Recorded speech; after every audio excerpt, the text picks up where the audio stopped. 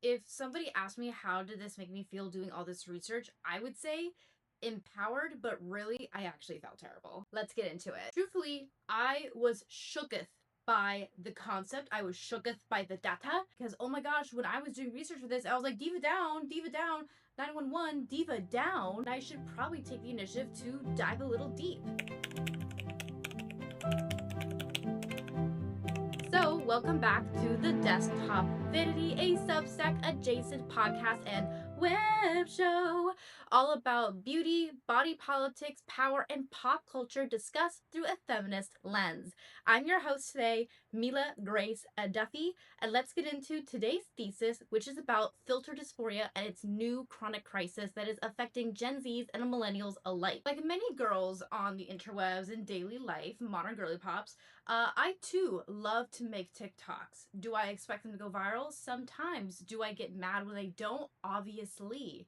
But with those get ready things comes with the automatically brought on beauty filter. Purposely take it off to show your face, but then it grossly becomes inconvenient when you forget to put it back on for other videos because for some reason we are starting to no longer like our faces anymore. What do I mean by that? Well, there's this thing called filter dysphoria. It is an actual thing that is brought on by using social media filters so much that it makes us dislike how we look in real life. Basically, what happens is that when we are online enough, making TikToks enough, and we see ourselves through the camera lens enough, we get used to that perspective. We get used to that very polished, slightly uncanny, AI filtered face of ours. That is it, girl. It's cool, girl. Sanitized for you. It's basically showing you off all the great things that you about yourself that you would love. It's showing off your natural face, etc.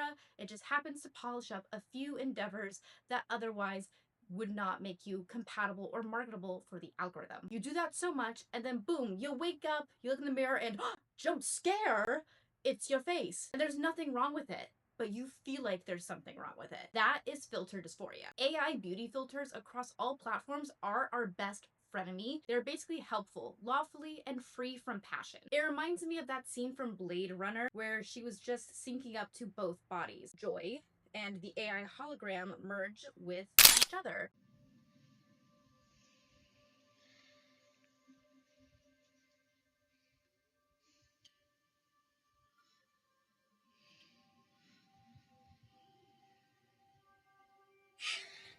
Look at you. We're basically doing everything we can to emulate what we see ourselves in online. This is a disgruntled but also distorted mirror that is meant to really make us more addicted to our online selves, therefore making us more addicted to being online.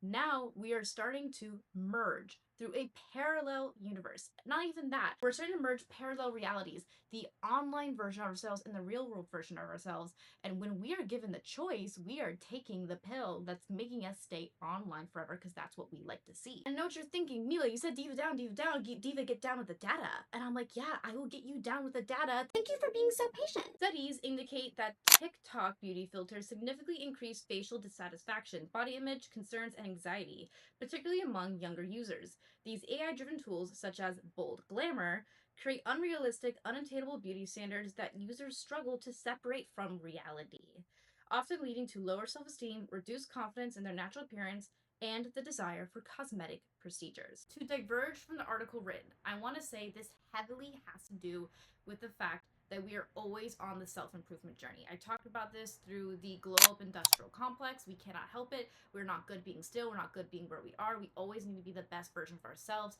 So when we are online, we feel the need to be okay seeing the polished version. It's the only version we want to see. It's the version we want to manifest. It's the version we want to emulate. People think that they are smart enough to know when something is a filter or not. But truth be told, you're not. Today I learned that this new viral beauty filter was created using machine learning. Unlike traditional beauty filters that use an augmented 3D face mesh that is overlaid on top of your face, filters like Bold Glamour, Teenage Look, uses a machine learning tech called GAN, meaning every pixel on your face is regenerated and then outputted after referencing another data set of images, which is why the filter looks so realistic.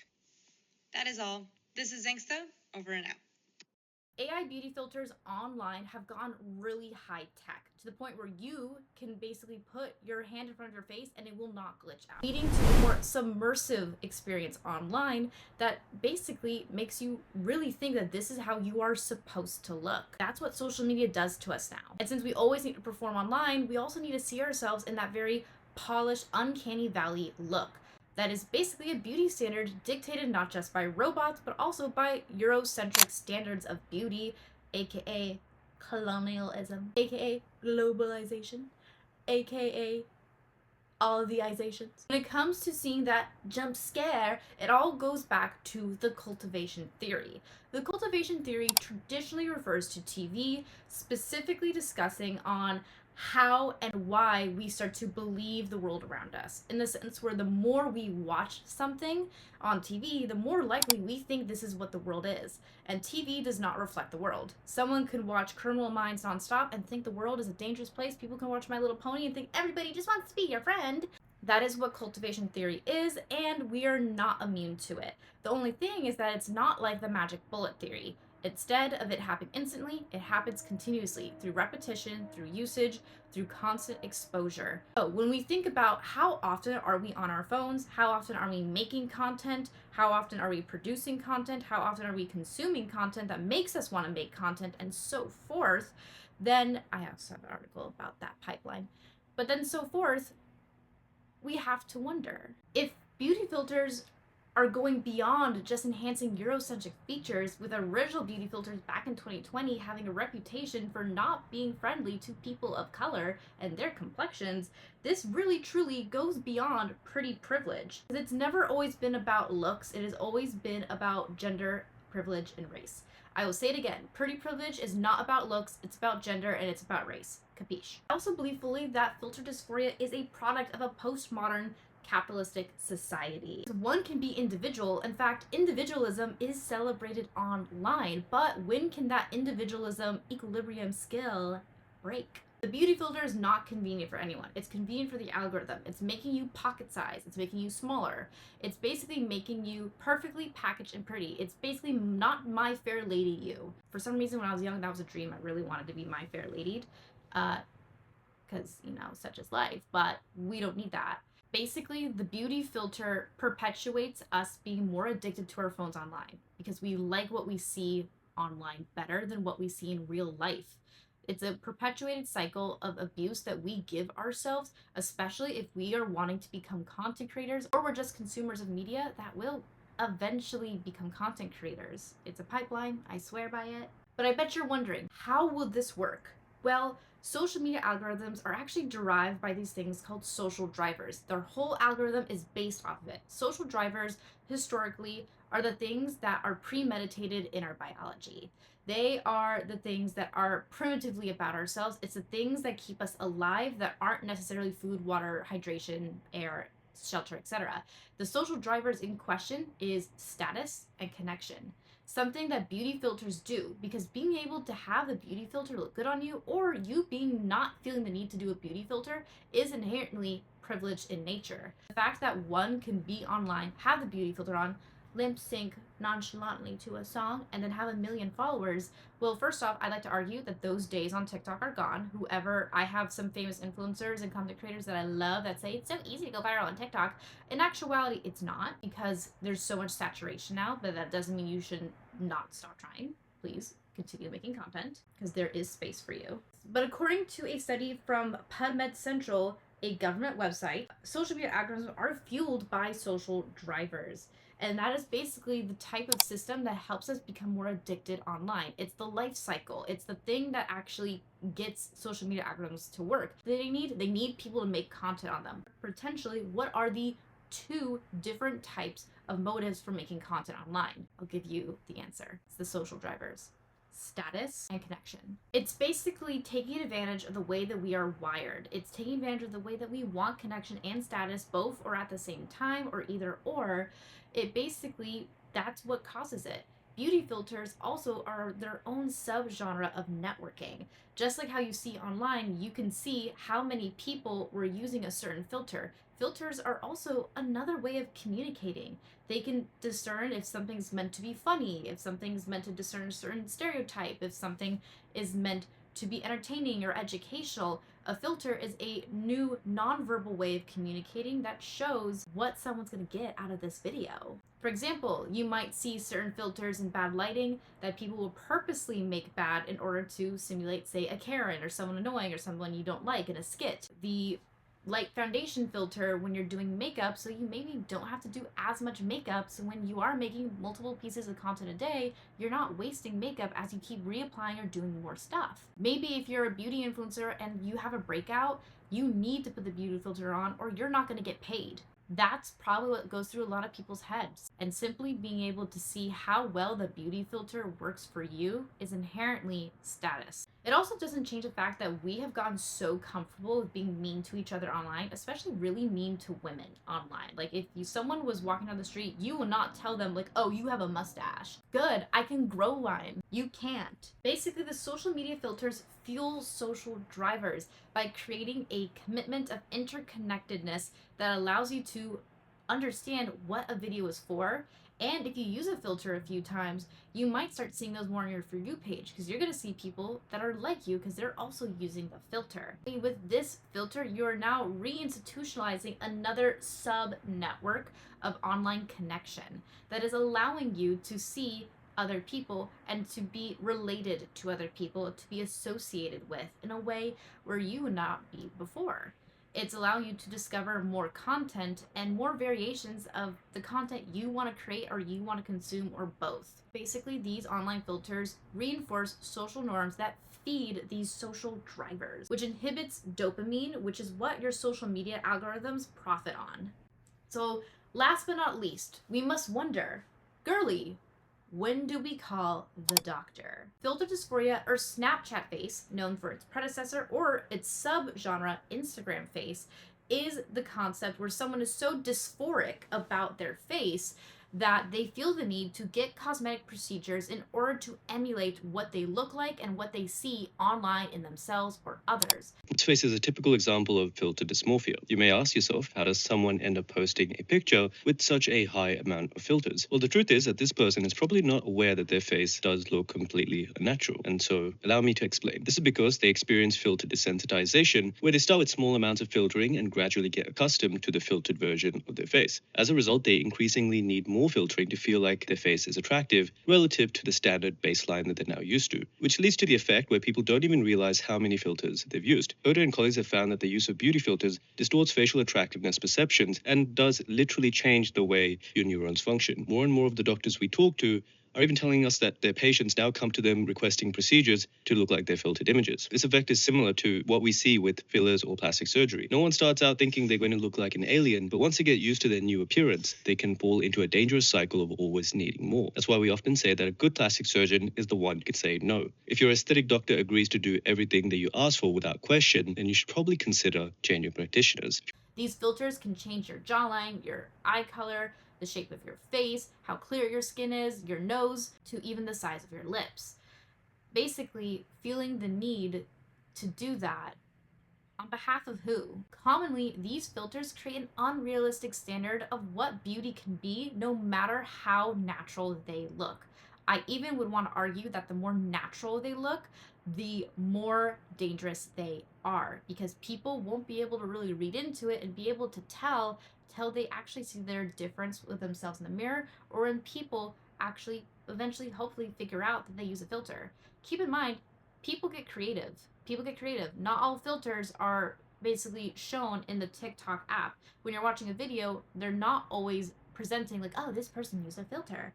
No, because the beauty filter is automatic usually. It's meant for us to simulate to the dominant culture that requires women to be flawless, but also flawed in the correct way. Unique in the correct way, individualistic in the correct way, but not too individualistic, and still palatable for the masses, which means no arm hair, no leg hair, no zits, no mustache, no sad, tired, baggy eyes, and no wrinkles, or etc. Silly, dumb shit. These are dangerous because just like the cultivation theory, over time, they will cultivate a subgenre of normality that this is what we're all supposed to look like, which makes it even harder for us to function as self-confident, self-loving human beings when we're out and about, causing us to not want to be disconnected from our phones, because that's the version that we want to live, we want to see, we want to embody, and that's the version that we only want people to see and nothing else. Even if you don't think this way, think of someone who already has a lot of mental health issues or struggles, and next thing you know, they get filter dysphoria,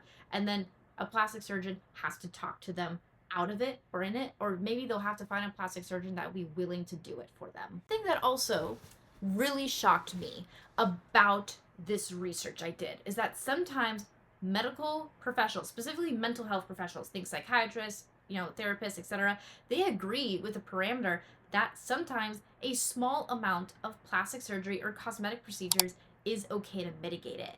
Because with filter dysphoria, apparently you can't just solve it by slapping a band-aid saying, love yourself. No, you can't do that. But rather, it is something that sometimes is only curable through a little bit of procedure, so you do not experience that. Filter dysphoria is not about not loving yourself. Think about it through dysphoria. It feels uncomfortable. It hurts you physically. Your brain and body are interconnected. Any type of dysphoria, whether it's gender dysphoria, which is very common in the trans community and a valid thing to go through, and something that we need to really pay attention to and take care of the people around us who are going through that. But also it happens with body dysmorphia. This just happens to be with filter dysphoria, which is not exclusive to our face, because let's face it, we have a lot of apps that are willing to change the shape of our body as well, to the point where someone can easily look like an alien online and they will not care or understand nor see it. That is what happens with filter dysphoria. So rather than exposure therapy, then again, I am not a psychiatrist, but I am a girl on her journey to self-love and acceptance. There also comes with a 75% of plastic surgeons saying that they have seen a heavy rise in patients under 30. The American Academy of Facial Surgery accredits this to social media usage amongst millennials and Gen Z, as some younger people, but not all seemingly, are determined to look like that online version of themselves. Basically, according to this survey of plastic surgeons, they're starting to see that a lot of younger people are really trying to emulate the online version of themselves and what they see online rather than what they look like in person. Sorry guys, I had to take care of that just because it was a really bad glare. Hallelujah. That's what it looked like. But basically, there was a citation amongst those journals that proved that these dermatologists, cosmetic surgeons, have to cite it as an actual concern when doing consultations with a younger person for plastic surgery. So we'd have to wonder then, will a responsible plastic surgeon be fully aware of filter dysphoria? However, there's interesting news, because as of 2026, I predict that we're going to start getting filter fatigued. This comes with the rise of eclectic and alternative content that strives for imperfection. Yes, TikTok, social media, Instagram, Snapchat, X, Blue Sky, Threads, etc., YouTube, we are all striving to be okay with imperfect content, knowing that we're starting to want it more. We don't want something perfect anymore. Viewers and also content creators are getting fatigued, and we're starting to see a rise of an anti-filter movement. Ceasing the use of filters as a content creator, you are not just helping yourself, but you are also helping the community that you have and the community that you are building, because the majority of online users, well, across all ages, a lot of them happen to be younger people. So making sure that when you are doing beauty content online, because I love talking about it through a beauty industry lens, please do yourself a favor and consider weaning off the beauty filter so you can protect yourself and your potential viewers from filter dysphoria. They will thank you, and you will help the whole collective to be a more beautiful and positive space. This was the Desktop Vanity, a Substack adjacent web series and podcast where we talk about beauty, body politics, pop culture, and power through a feminist lens. If you enjoyed this episode, check out the rest of them here on Spotify, or the Substack exclusive ones, which you can find if you decide to be a contributing member to my Substack. If you decide you want to buy me a matcha on a monthly basis, take me out on a little girl date on my Substack, then you will enjoy a lot of things. For example, you will enjoy exclusive podcast episodes for Substack subscribers, limited series and web series that I am producing myself for subscribers as well, and you will also get access to the full archive past 30 days. And if you love reading those essays, you would love looking at my research and citations, where I give you basically the study guide so you can write and learn just about that same subject that I worked hard on, so you'll get all my annotations and my sources as well. You will also get access to the It Girl Shopping Guide, an affiliate link free shopping guide for exclusive subscribers on my Substack, so you get access to honest opinions and honest critique on real cool stuff that you could or maybe would want anyway, from hair care to beauty to culture to lifestyle to experiences or to even just health and wellness as a whole. That will be the ideal space for you. And I know what you're wondering, Mila, if it's affiliate free, how do you make money? And I'm like, good question, girly. It's because of Substack subscribers like you, potentially, if you are interested. The topic I discussed today is also an essay for free currently on my Substack. It is called The Filter Dysphoria is the New Chronic Crisis, and I recommend checking it out. The link will be in the description below for a good free read. And please do not forget to like, subscribe, and check out my Substack, along with supporting the community, commenting, and letting me know what you think, or if there's any other topics you would like to add to the discussion. Please feel free to let me know down below if you learned anything new, if you feel like you've experienced filter dysphoria before or were close to, and what will you do as a content creator, as a viewer, to protect yourself and others. That's all, academic sirens.